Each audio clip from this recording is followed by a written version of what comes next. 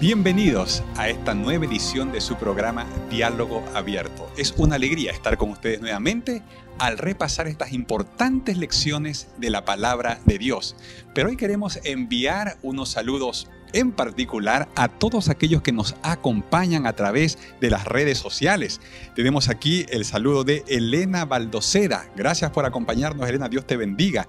Jaime Bazán también nos menciona, allí nos saluda, también queremos retribuir ese saludo. Estrella de la Cruz, bendiciones para ti. Irma Madariaga también, y hay muchos amigos más. El Señor los acompañe. Esperamos que sigamos juntos creciendo en el estudio de la Palabra de Dios este trimestre con el tema Descanso en Cristo. Y justamente a continuación vamos a escuchar un canto titulado Descanso en ti.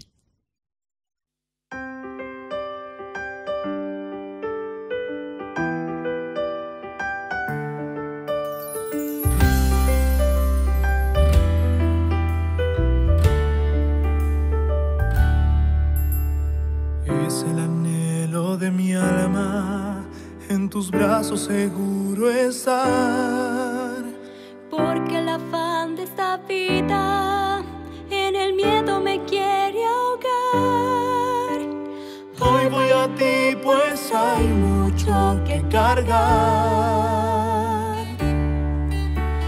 Cambia mi vida y hazme en ti descansar. Crea en mí, oh Dios, un corazón nuevo. Transforma un espíritu recto dentro de mí. Porque tú eres mi luz, tú mi fortaleza, tú mi salvación. Descanso en ti, Jesús.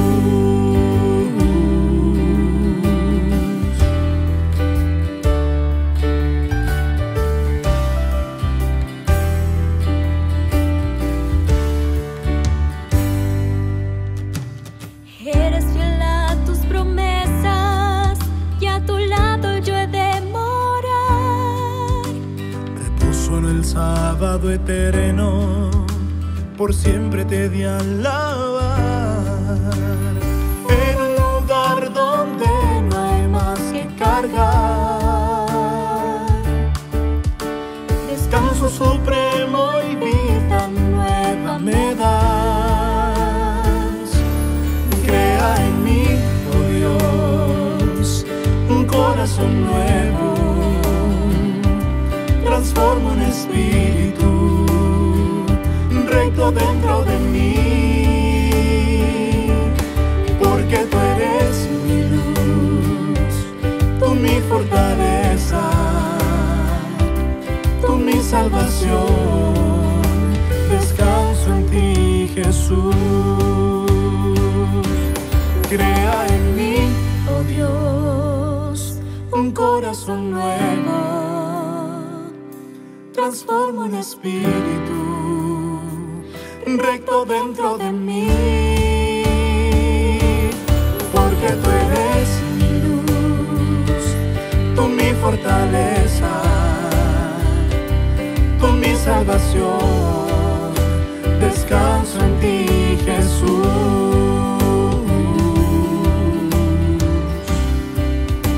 Descanso en ti, Jesús.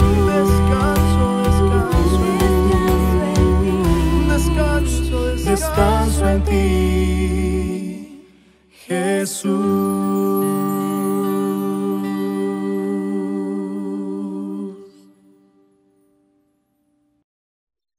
Qué hermoso cántico. Descanso en ti es lo que todos nosotros realmente necesitamos. Y es por eso que en este momento quiero invitarte para que puedas allí donde estás inclinar tu rostro y juntos orar al Señor. Amante Padre que estás en el cielo, muchas gracias por esta hermosa oportunidad que nos das de reunirnos para abrir tu palabra con el deseo sincero de volver a escuchar tu voz. Queremos que tú realmente nos des tu descanso. Por eso ven a nosotros, acompáñanos y dirige el estudio en esta ocasión. Lo pedimos todo esto en el nombre de Jesús. Amén, Señor. Muy bien, y ahora sí vamos entonces a iniciar el repaso del tema de esta semana. Voy a tomar asiento aquí junto con mis amigos. Recuerden ustedes que estamos nosotros aquí desde la Facultad de Teología de la Universidad Peruana Unión y tengo aquí a 3 apreciados estudiantes de nuestra facultad que nos acompañan hoy en el repaso de este importante tema, las raíces del descontento, raíces del descontento, ¿no? Y esta palabra raíces ya nos induce, ¿no?, a pensar, a traer a la mente algunas ideas interesantes, ¿no? Raíces nos habla de algo que no se ve a simple vista, ¿no? Usualmente lo que se ve es lo que está en la superficie, ¿no es cierto? Pero lo que está bajo la superficie no se ve. Y entonces, raíces del descontento. ¿Qué será que ocasiona ese descontento que nos priva, ¿no?, de ese descanso, de ese gozo que Cristo nos ofrece? Y esta semana hemos tenido algunas raíces del descontento. Y vamos a comenzar aquí, mencionando una de ellas, que se encuentra allí en la palabra de Dios en Lucas capítulo 12, versos 13 al 19. Voy a pedir aquí a nuestro amigo José que él pueda leer la palabra de Dios y luego responder Lucas ahí a algunos comentarios sobre esta parábola.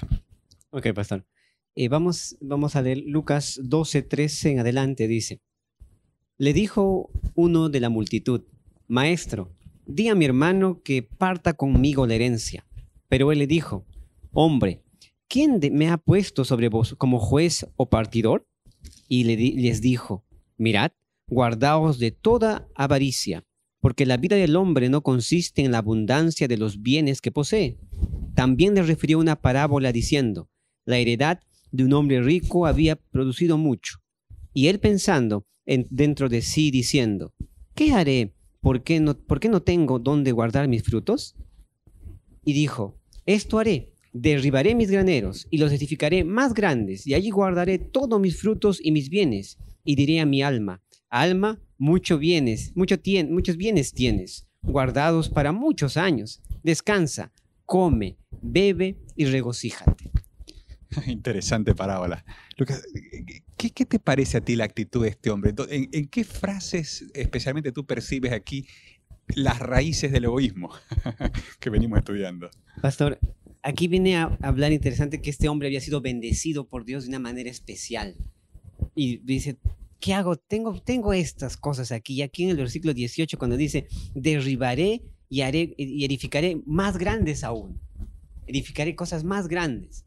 Y nos muestra ese hecho de que a veces el ser humano tiende a ser egoísta, acumulando cosas sin pensar en los demás, preocupándose por atender sus propias necesidades, nuestras propias necesidades, y de acumular pensando que tenemos que tener más y más y más, pero a veces no nos preocupamos de poder compartir con el semejante, con nuestro semejante, con el familiar, con alguien que necesite también.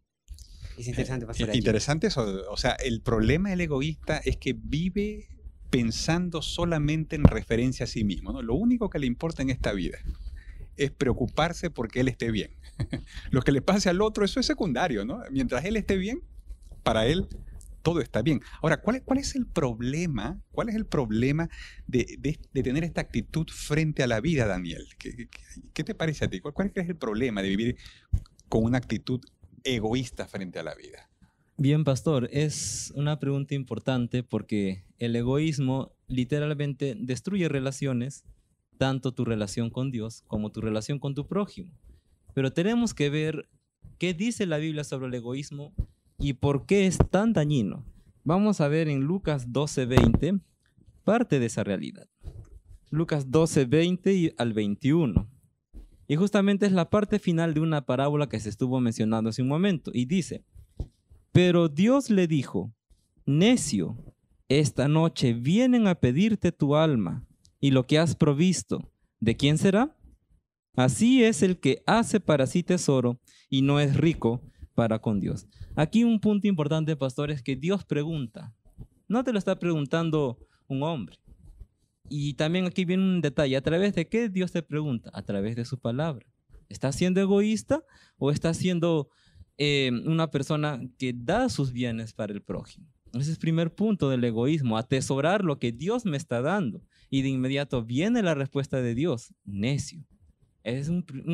Si nosotros investigáramos, pastor, la palabra necio, en toda la Biblia está directamente ligada al egoísmo. Y un pequeño ejemplo, ¿saben de dónde pudo haber salido esta parábola, pastor, para entender un poquito más? De Nabal. ¿Se acuerdan de este hombre tirano? De ahí salió esta parábola. Y justamente Elena nos menciona un detalle importante, si me permiten solo unos segundos, pastor, con respecto de por qué es importante entender a la luz de Nabal la realidad de esta parábola. Y eso lo encontramos en 1 de Samuel 25, 10 al 11. Y dice de esta manera: y Nabal respondió a los jóvenes enviados por David y dijo: ¿quién es David y quién es el hijo de Isaí?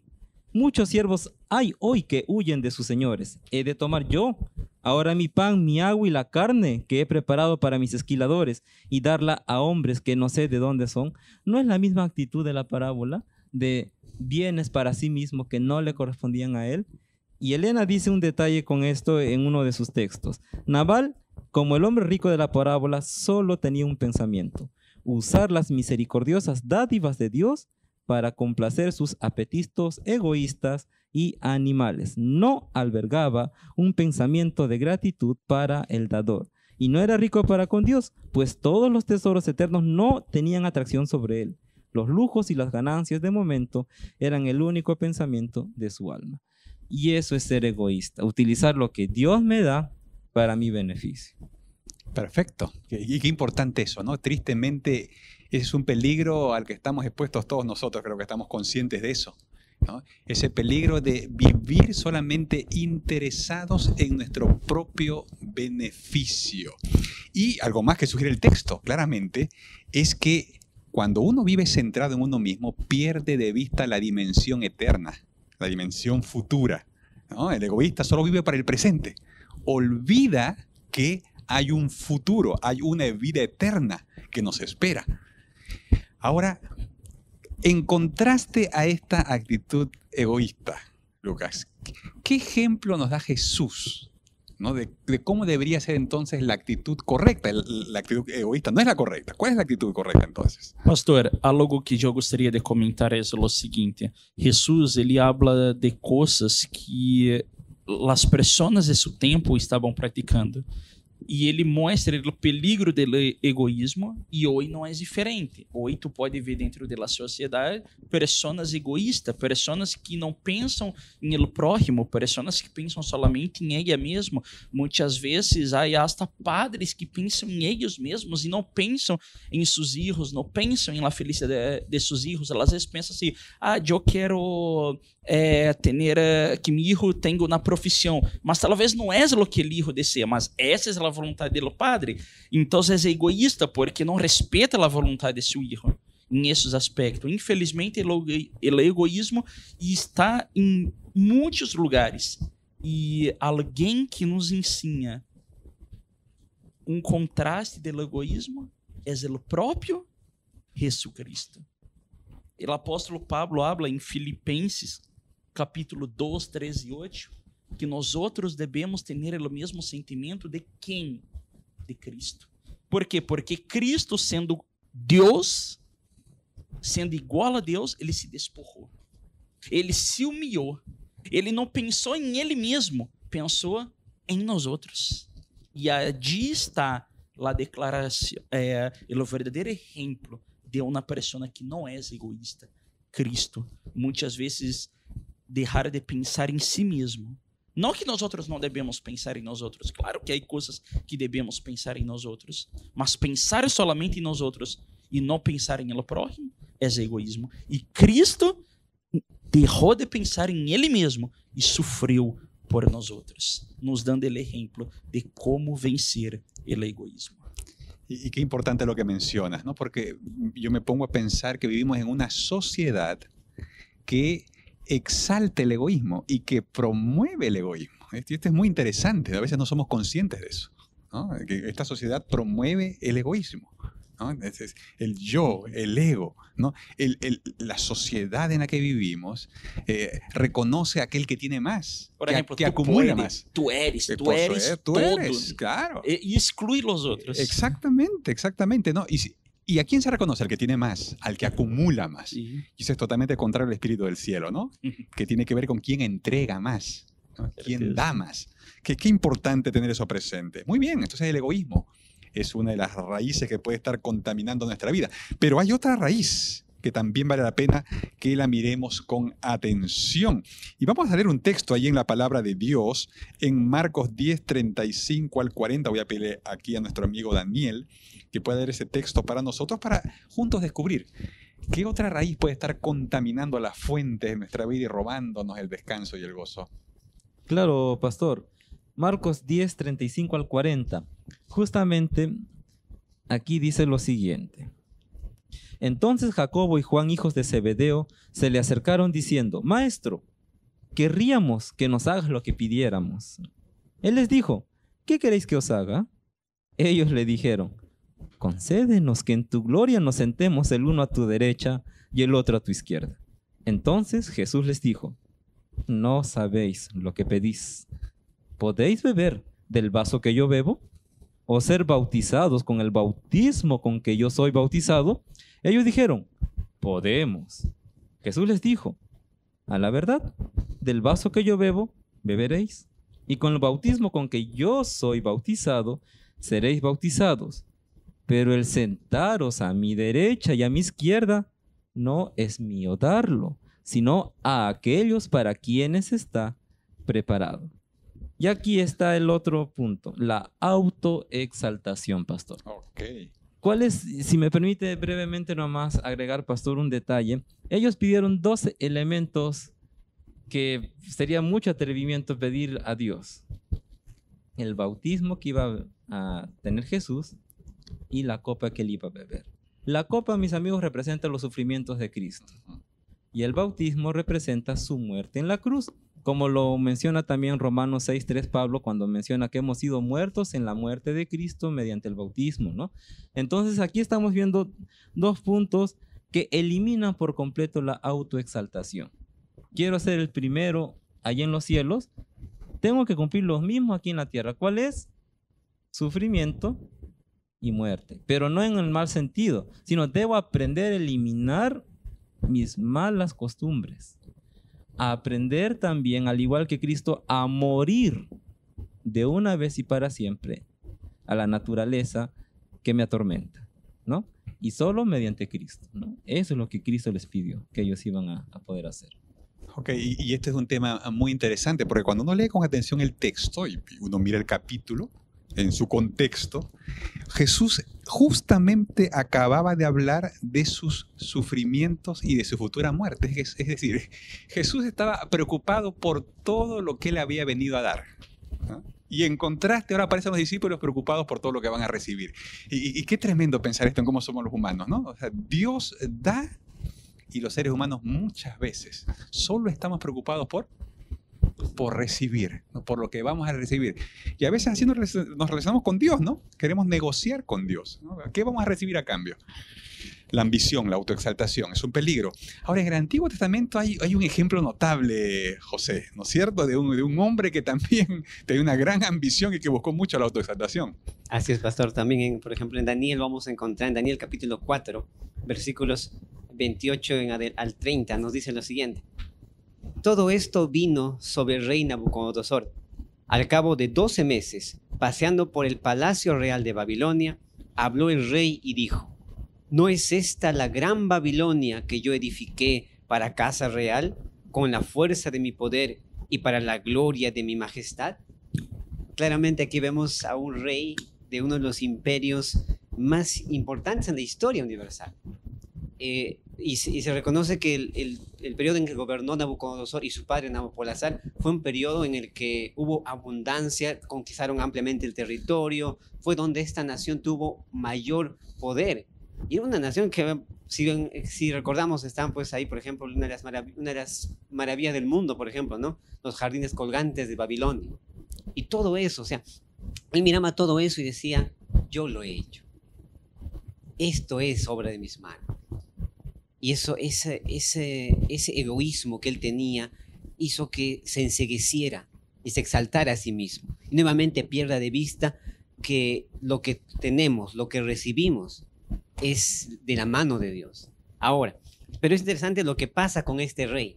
Después de que pasa esta escena, versículos más adelante, en el versículo 36 en especial, dice lo siguiente: en el mismo tiempo, en el versículo 35, al fin del tiempo, yo, Nabucodonosor, alcé mis ojos al cielo y mi razón me fue devuelta. Bendije al Altísimo y alabé y glorifiqué al que vive para siempre. Su dominio es sempiterno, su reino por todas las edades. Aquí este versículo menciona la escena en la que Nabucodonosor, después de una escena interesante, Nabucodonosor pasó 7 años en un periodo de locura, en el que él fue abandonado. Se cree que él tuvo una especie de podría haber sido una enfermedad animalesca, se dice, ¿no? Pero la cuestión es que este hombre pasó 7 años en el campo, comiendo pasto, comiendo, después de haber dicho que él era alguien que había hecho todas esas cosas. Pero Dios tuvo que tocar la vida de esta persona para, después de pasar 7 años y recién reconocer a Dios y decir, tú eres ese Dios, como dice aquí, ¿no? Su dominio es et sempiterno, su reino por todas las edades. Y creo que Dios no hace eso con todos hoy, creo. Dios no hace con todos, pero no esperemos a que haga Dios eso con nosotros. Creo que es tiempo en que pongamos a pensar cómo estamos en respecto al egoísmo, cuánto buscamos la autoexaltación. La autoexaltación es muy peligrosa, puede hacernos creer aquello que tal vez no somos ni tenemos. Qué importante, José, lo que mencionas, qué importante tomar plena conciencia de estas raíces peligrosas. Estamos transmitiendo este programa aquí desde la Universidad Peruana Unión y en este momento queremos invitarte a que nos acompañes haciendo un recorrido y junto con nosotros visitando los 3 campus de la Universidad Peruana Unión.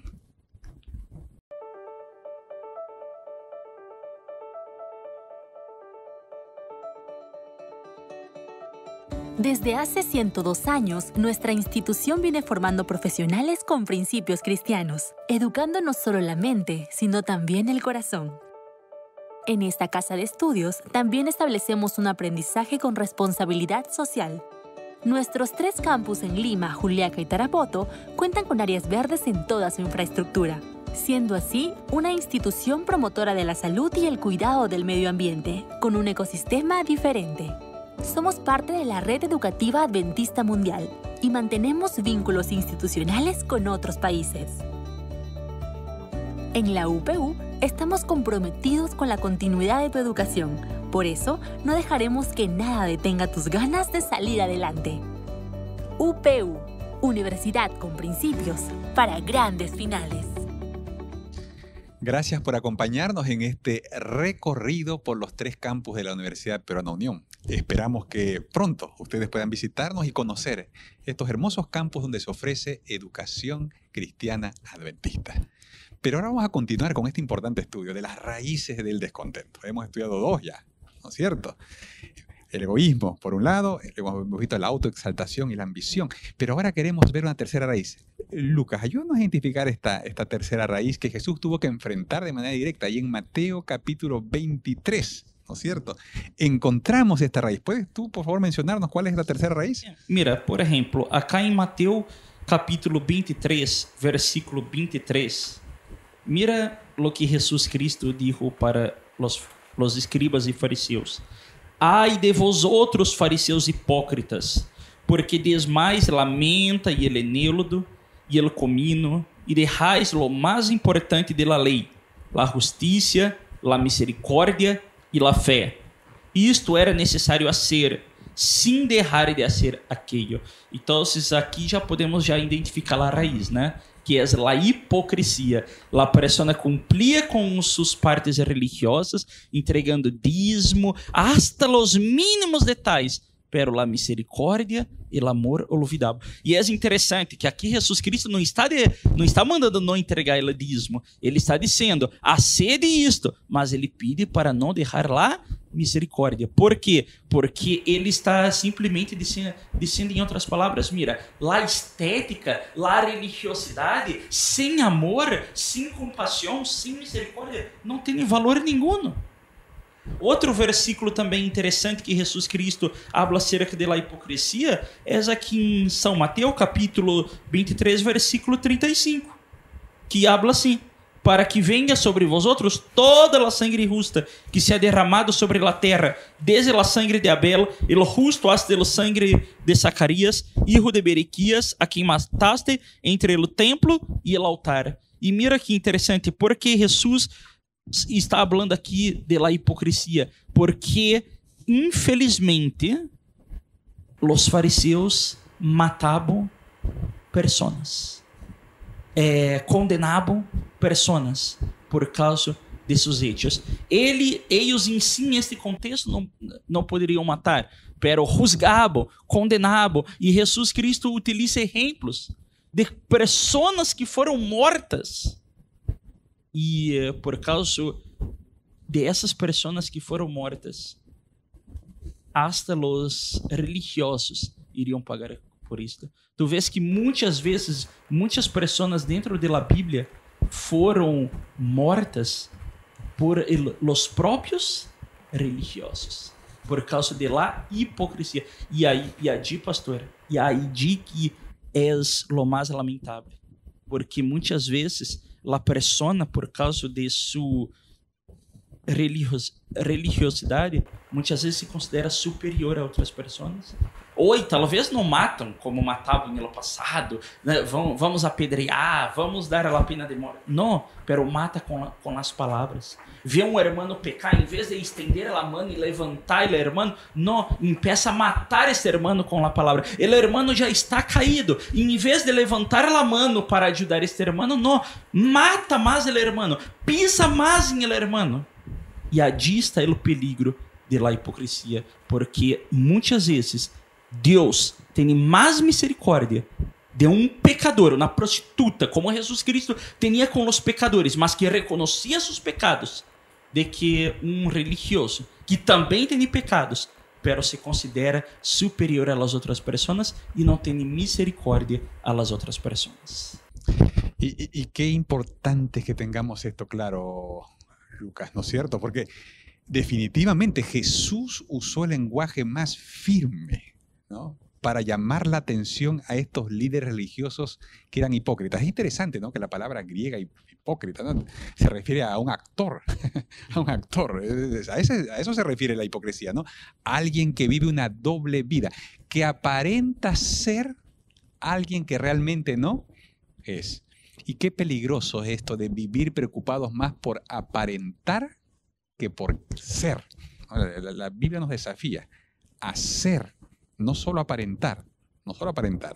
Y como mencionábamos un momento atrás, vivimos en un tiempo cuando la sociedad promueve la cultura de la imagen, ¿no? Pareciera que lo más importante es mostrar una buena imagen.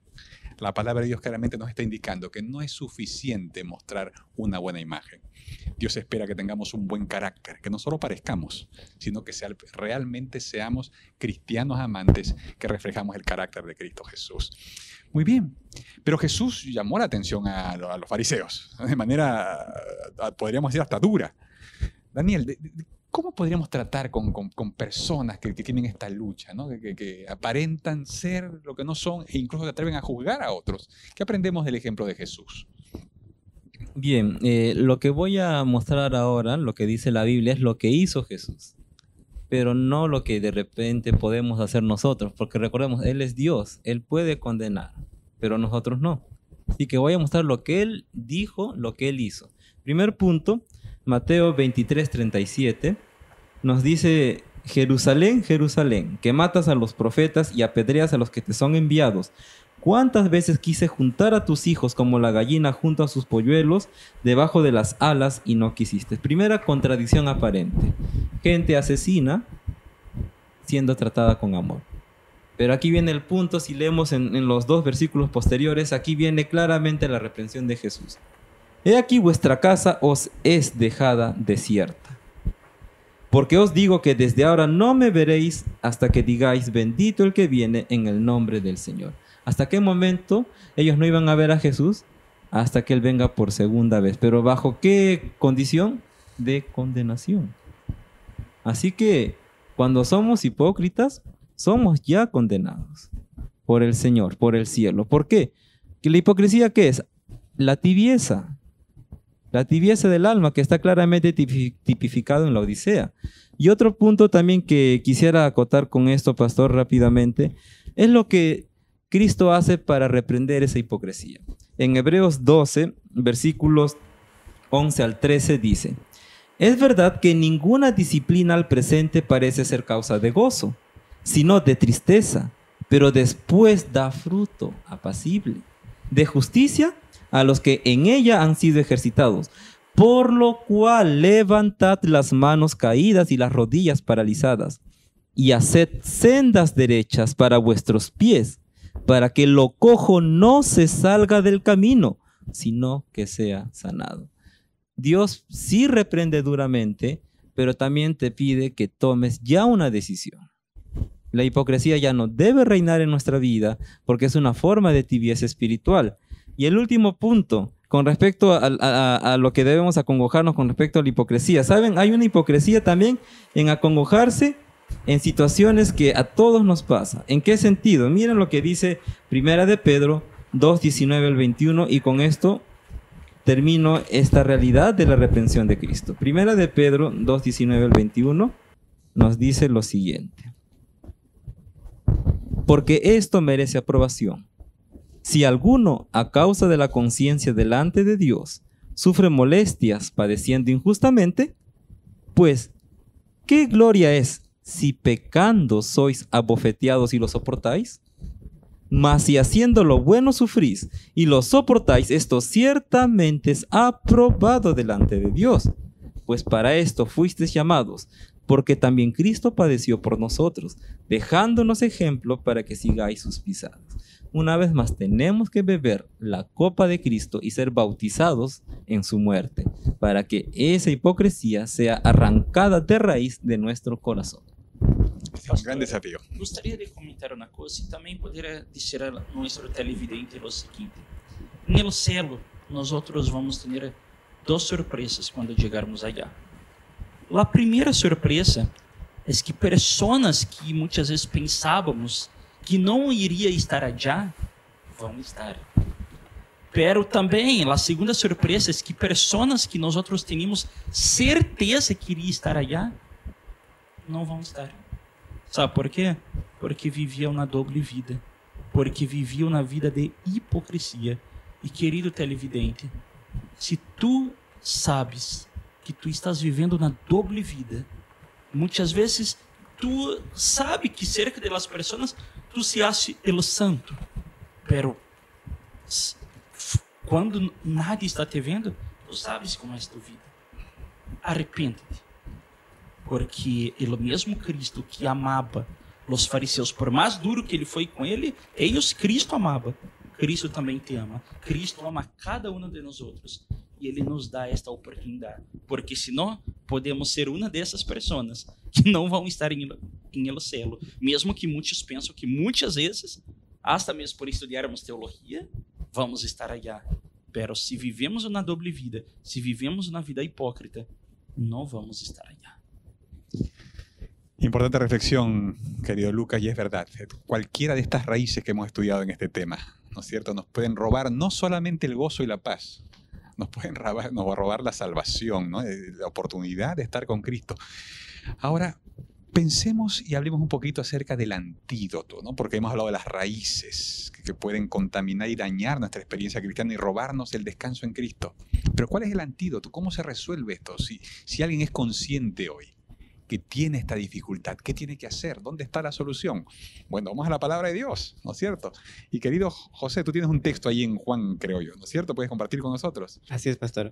A veces Juan nos describe algo interesante aquí en Juan capítulo 14, versículos 1 al 5, nos dice: no se turbe vuestro corazón. ¿Creéis en Dios? Creed también en mí. En la casa de mi Padre muchas moradas hay. Si así no fuera, yo os hubiera dicho: voy pues a preparar lugar para vosotros. Y si me voy y os preparo lugar, vendré otra vez y os tomaré a mí mismo, para que donde yo esté, vosotros también estéis. Y sabéis a dónde voy, y sabéis el camino. Le dijo Tomás: Señor, no sabemos a dónde vas. ¿Cómo pues podemos saber el camino? Y aquí, pastor, encontramos, creo que, las maneras de ver un antídoto es hecho de saber que nuestra vida no solo está en este mundo, que los planes de Dios para sus hijos no es que vivamos solo en este mundo, sino que vayamos a la casa de Dios, como dice aquí, a las mansiones celestiales, el lugar que Dios está preparando para nosotros. Pero para eso es que nosotros también tenemos que arrancar, como ya vimos en un momento, ¿no? Que tenemos que arrancar nosotros el egoísmo, tenemos que sacar nosotros la hipocresía, la autoexaltación de nuestra vida, porque los planes de Dios para nosotros son maravillosos, los que Dios tiene. Y aquí, tal vez en el versículo 4, cuando dice: y sabéis a dónde voy, y sabéis el camino. Sabemos a dónde vamos entonces, sabemos a dónde fue Dios. Nuestro Señor Jesús ascendió a los cielos, y hay un camino para que lleguemos nosotros allí, y es acercarnos a Jesús, como leímos en Filipenses, ¿no? Contemplar a Jesús. Si vivimos contemplando a Jesús, vivimos queriendo ser semejantes a Jesús, siendo semejantes a Jesús, entonces creo yo podemos tener seguridad de que podemos estar en las mansiones celestiales con nuestro Señor. Perfecto. Jesús, ¿no? Jesús es la solución. Tú lo has dicho con toda claridad. Solo Él, por la contemplación somos transformados, ¿no? Contemplar a Jesús. Qué importante frase, mi querido Jesús. ¿Qué piensas tú, mi querido Lucas? ¿Qué crees tú? ¿Qué consejo darías a la luz de la palabra de Dios? ¿Qué antídoto podemos nosotros usar para poder vencer estas raíces tan nocivas? Sabe, pastor, infelizmente este mundo es turbulento. En este mundo nosotros vemos dolor, vemos sofrimento. En este mundo vemos, como estávamos dizendo, egoísmo, hipocrisia, pessoas muitas vezes sendo orgulhosas e hasta pisando em outras pessoas para que pueda crescer mais na vida. Derriba algumas pessoas para que pueda subir e ser enaltecida. Infelizmente, todo isto há neste mundo. E muitas vezes isto nos causa tristeza. Muitas vezes isto pode hasta nos trazer desânimo. Pero Jesus nos invita a não mirarmos para as pessoas. Infelizmente, uma coisa, claro, podemos ver isto hasta dentro da igreja muitas vezes. Pero não devemos nunca mirar a las pessoas, pero a Cristo Jesus. E Cristo Jesus, ante todo isto que estamos vivendo, Ele nos dá a esperança. Mira, eu estou preparando morada para vocês. Dia, eu vou sacar vocês deste mundo. Vocês não vão ver mais a injustiça, a hipocrisia, a maldade que reina neste mundo. Então, o antídoto é ter a esperança de que dia todo isto vai terminar e vamos poder viver com Cristo em las mansões celestiales, onde todo será perfeito. Un día todo esto pasará, ¿no es cierto? Este orden presente pasará. Hay un futuro maravilloso que nos espera. Gracias por recordarnos eso. Tú mi fortaleza, tú mi salvación, descanso en ti, Jesús.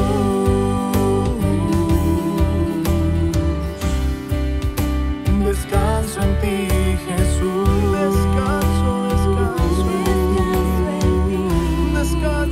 Descanso en ti, Jesús.